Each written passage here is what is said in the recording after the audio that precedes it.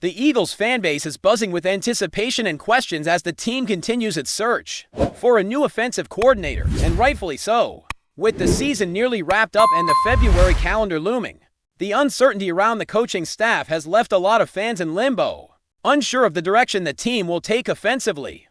It's hard to dive into discussions about the draft or the Senior Bowl without knowing who will ultimately be calling plays and shaping the offensive identity.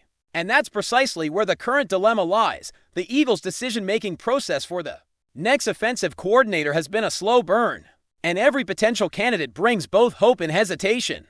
Reports have emerged that the Eagles have requested a second interview with Sean Mannion, a quarterback coach hailing from Green Bay. Mannion, a former NFL backup quarterback with nearly a decade of experience in the league, spent 2 years closely working with Jordan Love. On paper, his background seems respectable, but his lack of play-calling experience raises concerns among fans who have been through similar disappointments before. There's a strong sentiment that bringing in someone without prior play-calling responsibilities could lead to another iteration of past mistakes, reminiscent of moves that didn't yield the desired offensive results.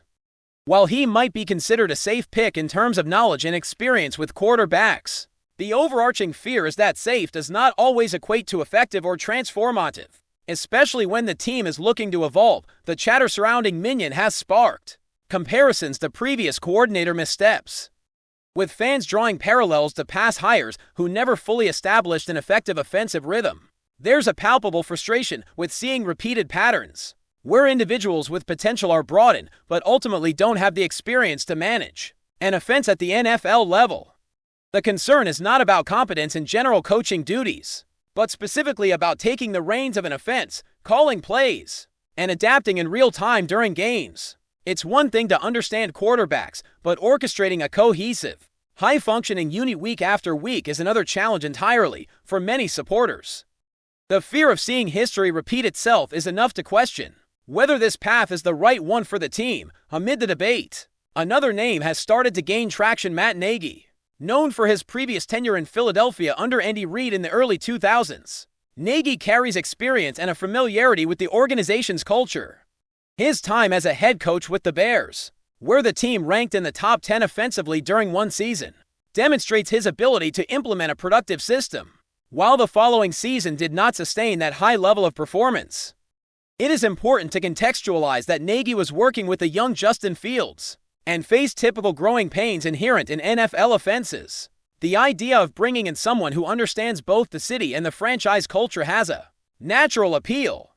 There's a sense that familiarity combined with proven play-calling experience could provide stability while still allowing for innovation and growth. Other potential candidates are emerging in the conversation as well, with the Broncos recently parting ways with their offensive coordinator. The Eagles have shown interest in Davis Webb, their former passing game coordinator, who spent time as a backup in New York and developed some noteworthy concepts in Denver. Webb represents a younger, innovative approach, someone who could bring fresh ideas to an offense looking to balance creativity with structure.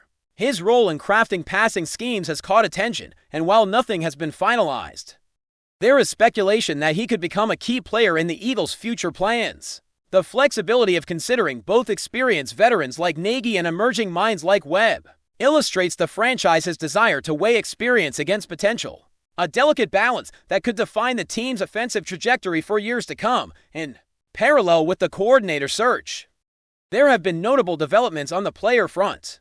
Brian Daboll's decision to sign with the Tennessee Titans raised questions about why he chose that path over reuniting with familiar faces in Philadelphia. While the Eagles roster and coaching staff offered some allure, reports indicate that the decision was influenced heavily by existing relationships and the dynamics of the staff, particularly regarding Kevin Patullo. Maintaining Patullo on the Eagles coaching staff appears to have been a factor that complicated the possibility of certain hires or returns, as some prospective additions may have preferred the freedom to assemble their own personnel rather than integrate into an existing hierarchy. This situation underscores the challenges that arise when balancing respect for existing staff against the desire to bring in a coordinator with full autonomy to shape the offense. The tension surrounding Patullo's continued presence has been a recurring theme in discussions about the Eagles' offensive direction, while his credentials and past success cannot be dismissed. The idea that his influence may limit incoming coordinators has created unease among fans and analysts alike when bringing in a new coordinator, especially one of high caliber or innovative thinking. Having a staff member whose authority or methodology may clash with the incoming coach can hinder the development of the offense. Observers have pointed out that for the Eagles to fully capitalize on the talents of potential hires, like Nagy or Webb, the organization might need to reconsider how responsibilities are distributed and ensure that incoming coordinators have the necessary freedom to implement their vision.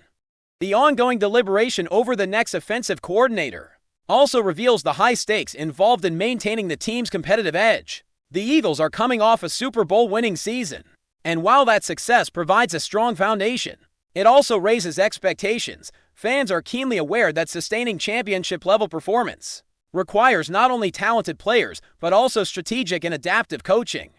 The selection of a coordinator is not just about filling a role. It is about establishing a direction for the offense, defining its identity, and ensuring that the team can respond effectively to challenges week after week. Each candidate represents a different vision, and the decision will have ripple effects across the roster, the playbook, and the overall trajectory of the team. Compounding the challenge is the need to align the offensive coordinator search with the head coach's philosophy and preferences. There have been reports suggesting that some potential hires may be hesitant to join a staff where their autonomy could be limited or where existing personnel could conflict with their approach. The head coach, having won the Super Bowl, understandably has influence and input, but the delicate balance between respecting that legacy and allowing new strategic leadership to flourish is crucial.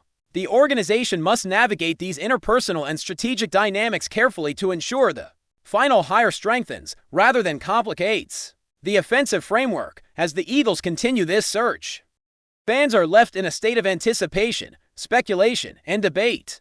The choices made in the coming weeks will signal the organization's commitment to innovation, stability, or a blend of both. Each interview, each consideration, carries weight, as the next offensive coordinator will shape the team's play calling, influence the development of key players, and ultimately impact the chances of repeating as champions. The complexity of the situation highlights the importance of thorough evaluation, strategic thinking, and a clear vision for the offense, all of which must align with both immediate goals and long-term objectives, while the final decision remains pending. The broader narrative is clear. The Eagles are at a crossroads in determining their offensive future.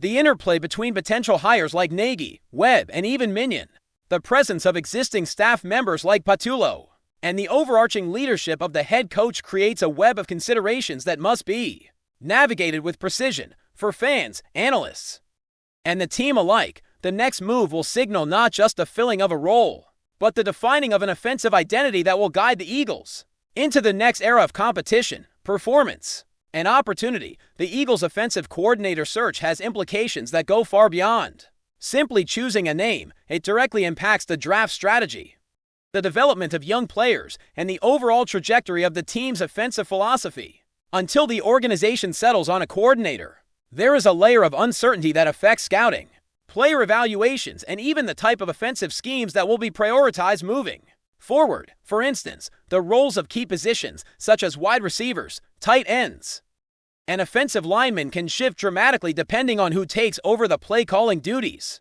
This level of ambiguity has caused some fans to question whether the Eagles can maintain their competitive edge if decisions are delayed too long. Matt Nagy, with his previous experience under Andy Reid, seems to offer a stable, familiar approach that aligns with the current culture of the team. He is recognized for his ability to create structured yet adaptive offenses, capable of leveraging quarterback strengths, while also keeping defenses guessing. While his Bears tenure had its ups and downs, his understanding of both the quarterback position and the broader strategic elements of offensive play calling gives him a significant advantage over candidates lacking practical experience in running an offense. For the Eagles, a coach like Nagy represents a calculated decision, blending familiarity with professional insight. Yet the concern remains whether safe choices can yield the explosive, high-octane results that fans crave. Meanwhile, younger candidates like Davis Webb offer a more modern approach, potentially incorporating innovative passing schemes and advanced play designs. Webb's experience developing concepts in Denver demonstrates his ability to think creatively under pressure, and his time as a passing game coordinator shows an aptitude for finding solutions even when resources are limited. There is excitement surrounding the idea of injecting new ideas into the Eagles system, particularly for players who have shown flashes of brilliance but have yet to be fully utilized. The balance between tried and true experience and fresh creativity becomes a pivotal decision for the organization, as it must weigh stability against potential upside, understanding that the wrong choice could set back offensive development for multiple seasons. Player dynamics also factor heavily into the decision-making process. Brian Daboll's choice to sign with the Titans over Philadelphia highlights the nuanced interplay of relationships, trust, and perceived opportunity within the league. Daboll had previous familiarity with Eagles personnel, but the decision to follow Robert Saleh to Tennessee underscores how critical alignment and chemistry are in modern football. Players are increasingly aware of coaching philosophies, staff structures, and the degree of autonomy a coordinator or head coach may offer. The Eagles, in trying to retain certain staff members like Kevin Patullo, may inadvertently complicate the appeal of the position for high-caliber candidates who desire full authority over their unit. This delicate balance between preserving existing talent and attracting new leadership creates a complex puzzle that the organization must solve. Kevin Patullo's presence remains a contentious point for both potential hires and fans alike, while his past contributions cannot be overlooked. There is a growing perception that his influence may restrict a new coordinator's ability to implement their own vision in professional football. Autonomy and clarity of command are critical for innovation and efficiency. Coordinators need the freedom to tailor schemes, make personnel decisions, and call plays without interference. Reports suggest that some candidates have hesitated to engage fully with the Eagles because of this dynamic, highlighting the tension between legacy staff and incoming leadership. The team must carefully manage these relationships to ensure the incoming coordinator can operate with sufficient independence while still respecting the broader organizational culture. As the Eagles evaluate potential coordinators, the question of risk versus reward becomes increasingly central. Hiring a familiar figure like Nagy offers predictability and a reduced chance of failure, but it may not push the team into the next level of offensive sophistication. On the other hand, bringing in a younger, more experimental mind such as Webb carries the possibility of groundbreaking strategies, but comes with inherent uncertainties, particularly regarding leadership experience and game-time decision-making. The Eagles' front office faces a critical balancing act, needing to consider both immediate production and long-term offensive growth. The stakes are high because the success or failure of this hire will directly influence how the team performs in the upcoming season and how players develop under new guidance. Before we continue, don't forget to subscribe to our channel and give this video a like. Your support helps us keep delivering the latest updates on our Philadelphia Eagles. And don't be shy, share your thoughts on the news in the comments below.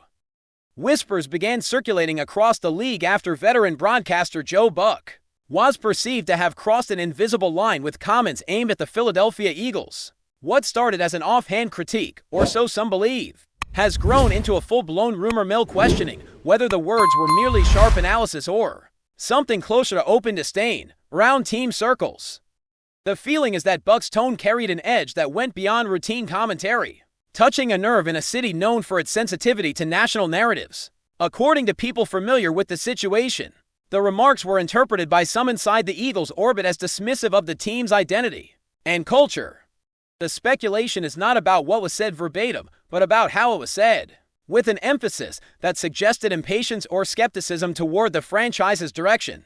In a league where broadcasters walk a tightrope between honesty and respect, even subtle inflections can become fuel for controversy. The reaction has reportedly been mixed. Some insiders believe the comments will be brushed aside as part of the media noise that follows any high-profile team. Others whisper that players and staff noticed, storing the perceived slight as motivation. In Philadelphia, perceived disrespect has a way of taking on a life of its own, and Buck's reputation as a blunt voice only adds to the intrigue. There is also quiet speculation about the broader implications. Could this moment reflect a growing disconnect between national broadcasters and certain fan bases? Or is it simply another example of how every word is magnified in the modern sports ecosystem? Neither Buck nor the Eagles have addressed the chatter directly, which only allows the rumor to linger for now.